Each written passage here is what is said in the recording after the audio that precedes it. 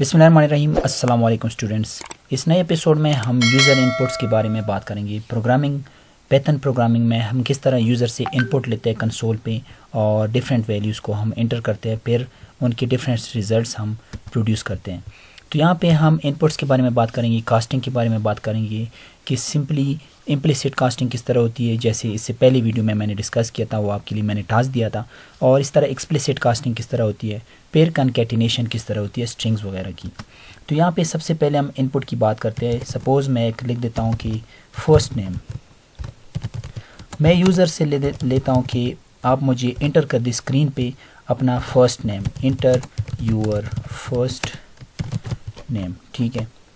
और दूसरा मैं ले देता हूँ कि लास्ट नेम, ये भी मैं यूज़र से लेता हूँ। तो यहाँ पे क्या होगा, पाइथन प्रोग्रामिंग में इनपुट की कमांड यूज़ होगी और यहाँ पे इंटर यूअर लास्ट नेम, ठीक है।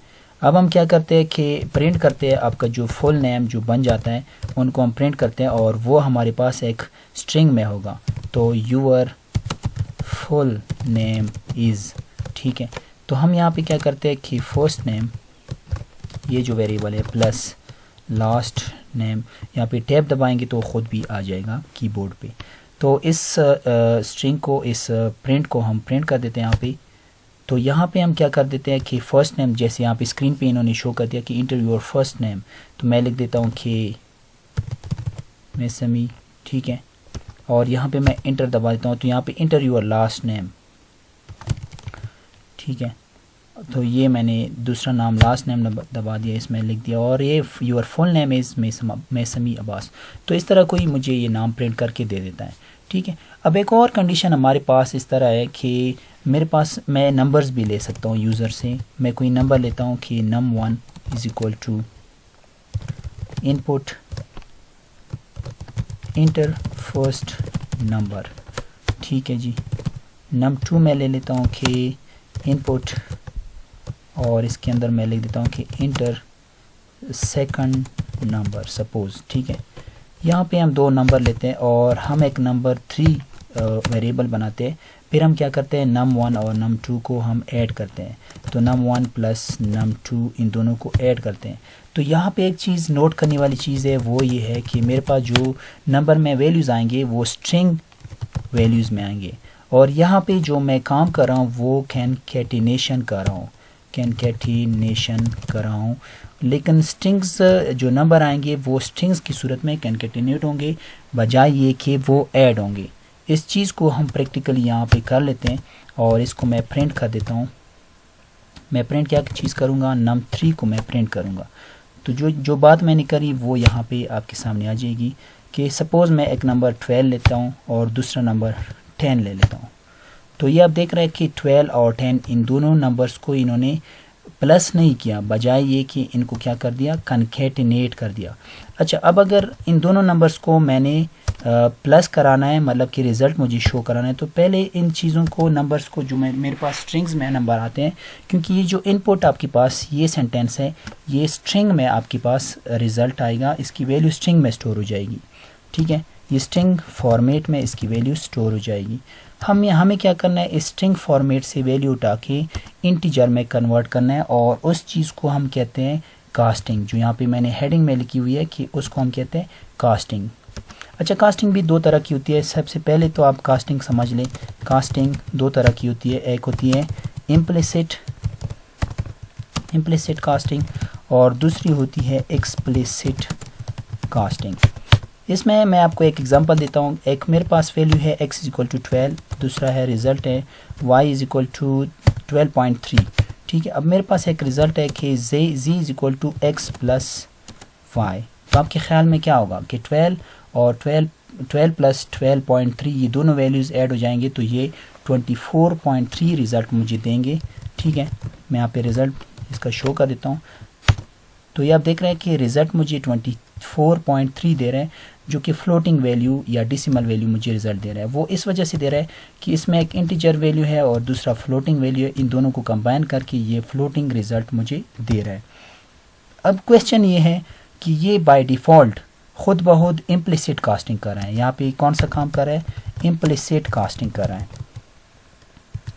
इम्प्लिसिट कास्टिंग यहाँ पे ऑटोमेटिकली हो रही है, क्योंकि जो रिज़ल्ट आएगा वो आपके साथ डेसिमल पार्ट में आएगा।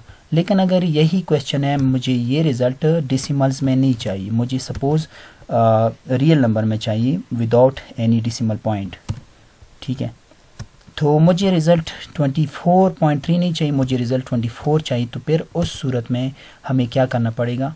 उस सूरत में ये है कि इन दोनों को, इनका जो रिज़ल्ट है इनको मैं कन्वर्ट करूँगा इंटीजर फॉर्मेट में। तो यहाँ पे आप इंट लिखेंगे, इसकी कास्टिंग करेंगे, और ये वाली जो कास्टिंग है यहाँ पे मैं कमेंट्स में मेंशन कर दूँगा, ये एक्सप्लिसिट कास्टिंग है, क्योंकि आपने ख़ुद इनको बता दिया कि मुझे एक्सप्लिसिटली इंटीजर में रिज़ल्ट चाहिए, ना कि मुझे फ्लोट में रिज़ल्ट दे दें। आप इसको प्रिंट कर दें तो ये देख रहा है कि आप 24 आपके पास रिज़ल्ट आ रहा है, और ये हमारे पास एक्सप्लिसिटली हमें इंटीजर में कन्वर्ट करके दे रहा है, डेसिमल पॉइंट्स को एलिमिनेट कर रहा है, ठीक है। अच्छा, इसी रिज़ल्ट को मैं दोबारा यहाँ पे इस प्रोग्राम को, छोटे से प्रोग्राम को मैं दोबारा पे पेस्ट कर लेता हूँ, और यहाँ से मैं एक काम करता हूँ कि मैं इनकी डिफरेंट जो फॉर्मेट्स है उनके बारे में देखता हूँ कि जो फॉर्मेट है हमें इंटीजर या फ्लोट में चाहिए, वो आप ये भी कर सकते हैं एक्सप्लिसिटली या इम्प्लिसिटली, और दूसरा तरीका ये है कि आप प्लेस होल्डर भी लगा सकते हैं।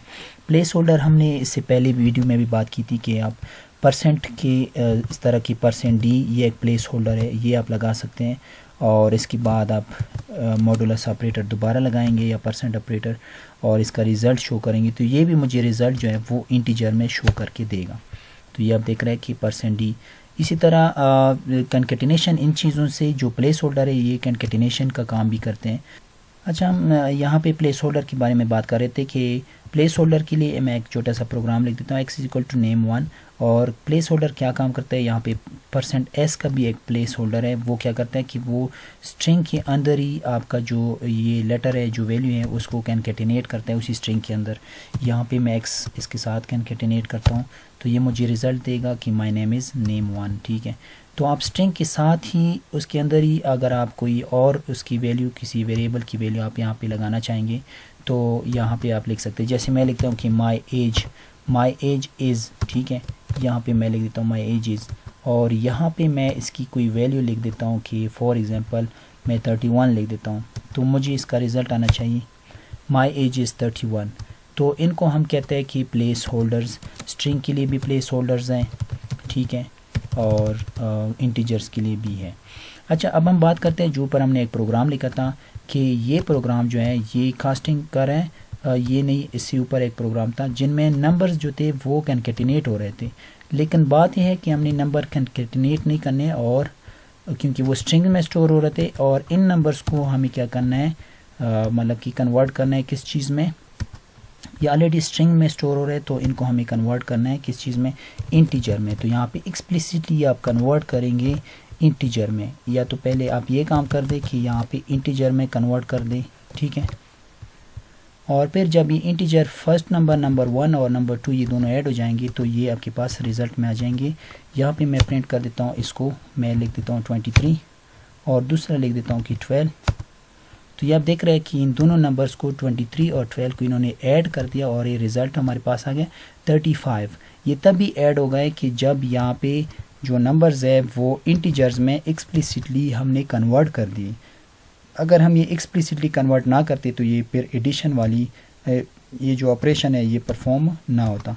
इस तरह अगर मैं इनको मल्टीप्लाई कर देता हूँ तो सिंपली आप यहाँ पे मल्टीप्लिकेशन लिख दें और इस प्रोग्राम को दोबारा रन कर दें, ठीक है। मैं लिख देता हूँ 10, दूसरा लिख देता हूँ 12, तो ये आपके पास रिज़ल्ट आ जाएगा। तो आपका काम ये है स्टूडेंट्स कि आपने डिफरेंट प्लेस होल्डर्स के बारे में देखना है, प्लेस होल्डर्स के बारे में देखना है, कास्टिंग की डिफरेंट टेक्निक्स आपने अप्लाई करने हैं, स्ट्रिंग से इंटीजर, इंटीजर से स्ट्रिंग वगैरह, और फ्लोटिंग पॉइंट से इंटीजर, इंटीजर से फ्लोटिंग पॉइंट, इस तरह की, ठीक है।